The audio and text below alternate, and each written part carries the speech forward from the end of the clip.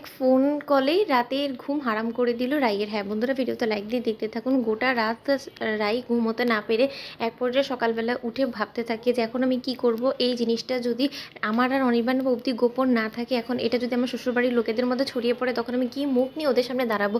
ওদিকে রাইকে বিছানা থেকে উঠতে দেখে অনির্বাণ বলতে থাকে যে রাই, তুমি শুধু শুধু কেন ভাবছো বলো তো, এইসব নিয়ে এসব ভেবো না। আজকে যে করেই হোক না কেন আমি একবার পুলিশ স্টেশনে গিয়ে এই বিষয়ে খোঁজখবর নেওয়ার চেষ্টা করবো। এই নাম্বারটা তাদেরকে দিয়ে তাদেরকে বলবো ট্রেস করতে। তারপরে দেখি না কী হয়। যদি তারা ব্যর্থ হয় তাহলে তো আমি আছি, তুমি তো ঘাবড়াচ্ছ কেন বলো তো।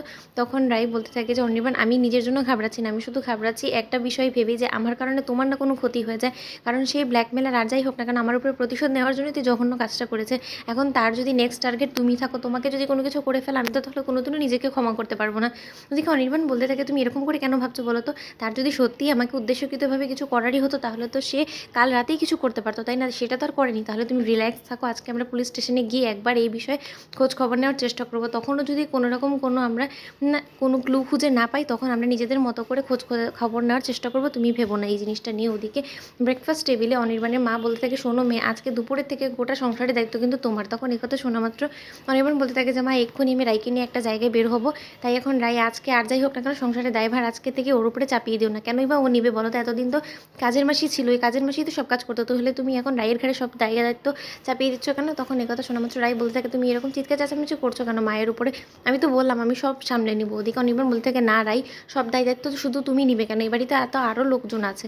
তখন অনির্বাণ বোনের মা বলতে থাকে যে আরও লোকজন থাকলেও কি, সবাই তো আর ওর স্টেটাস থেকে বিলং করে না, তাই না? আমরা কোনোদিনও এরকম ঘর সংসারে কাজকর্ম করিনি, কিন্তু এই মেয়ে তো নিজের বাড়িতে ঘর সংসারে কাজকর্ম করেই এসেছে। তাহলে এখন ওর হাত পা নাড়াতে তো কিসের দ্বিধা কেন? বড়লোক বাড়িতে এসে কি হাতে পায়ে জং ধরে গেল নাকি এরই মধ্যে? তখন এই কথা বলা মাত্র অনির্বাণের বাবা বলতে থাকে যা বলেছো তুমি সুহিনী, কাকে কি বলছো বলো তো? এখন তো ও বিরাট এক বিজনেসম্যানের বউ বলে কথা, তাকে এরকম করে তোমার হুকুম করা মানায় বলো তো?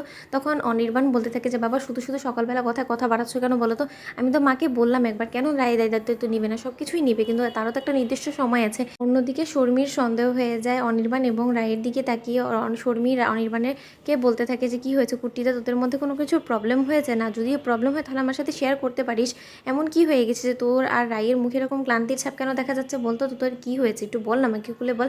ওদিকে শর্মিকে অনির্বাণ বলতে থাকে যে ঠিক সময় মাফিক সব কিছুই সকলে জানতে পারবে, কিন্তু তার আগে আমাদেরকে একটু সময় দে, আমাদেরকে সব কিছু নিজে থেকে আগে বুঝে নিতে দে, তারপরে তো তোদের সব কিছু জানাবো বলতো। আর তখন শর্মি বলতে থাকে দাদা ভাই শোন, একটা কথা মাথায় রাখিস, কেউ থাকুক আর না থাকুক তোর পাশে কিন্তু আমি সবসময় আছি।